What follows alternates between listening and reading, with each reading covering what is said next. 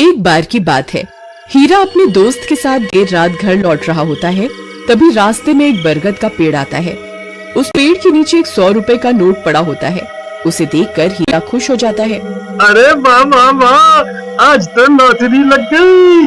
रामू भाई वो देखो 100 रुपए का नोट। फिर हीरा वो पैसे उठा लेता है। तभी उन्हें पेड़ में से अजीब सी आवाज आती है। फिर वो जैसे ही ऊपर की ओर देखता है तो उन्हें पेड़ पर एक 2000 का नोट लगा हुआ दिखाई देता है। अरे रामू वो देख, इस पेड़ पर तो 2000 का नोट लगा हुआ है।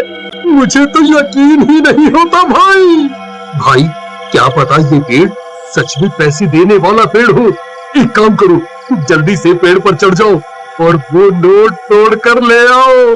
फिर वो 2000 का नोट तोड़ने के लिए पेड़ पर चढ़ जाता है और कुछ ही देर में वो नोट तोड़ लेता है। रामू भाई ये नोट तो बिल्कुल असली है।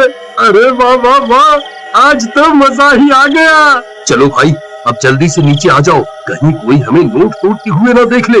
अब तो हम पार्टी करेंगे। अरे हीरा भाई कहाँ रह गए?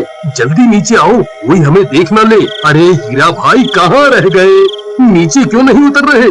कहीं तुम अकेले ही इन 2000 रुपयों को हजम तो नहीं करना चाहते भाई? तभी हीरा की चीखने की आवाज आती है। अरे क्या हुआ भाई, सब ठीक तो है? अरे यार क्या करूं, ये तो दिखाई भी नहीं दे रहा। अरे भाई तुम ठीक तो हो? क्या करूं क्या करूं? हाँ, मुझे ही ऊपर जाकर देखना होगा, ये आखिर माजरा क्या है। फिर रामू भी पेड़ पर चढ़ने लगता है। तभी पेड़ से किसी के गुर्राने की आवाज आती है। रामू वहीं रुक जाता है। आई मम्मी, ये कैसी आवाज है?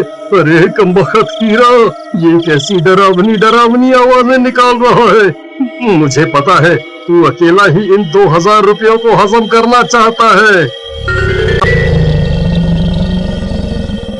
आई मम्मी, कौन कौन है भाई?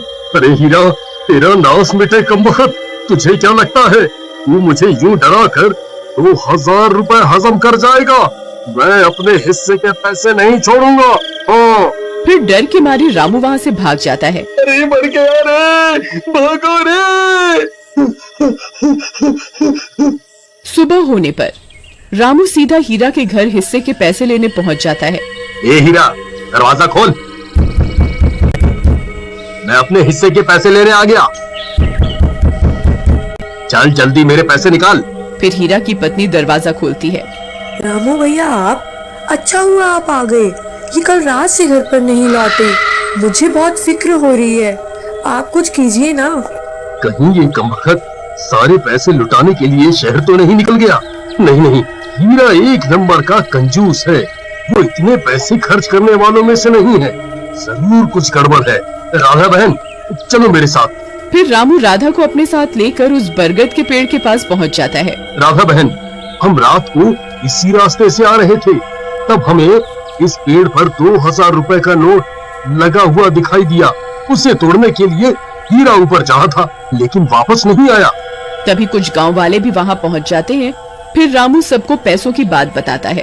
अरे भाई हरिया, जरा पेड़ पर चढ़कर तो देख, हीरा भाई वहाँ है या नहीं? फिर हरिया पेड़ पर चढ़ जाता है और बहुत देर ढूंढने पर भी उसे हीरा का कोई नामो निशान नहीं मिलता। भाई यहाँ ऊपर कोई आदमी नहीं है। ये कैसे हो सकता है? हीरा तो नीचे भी नहीं उतरा। फिर हीरा गया तो गया कहाँ?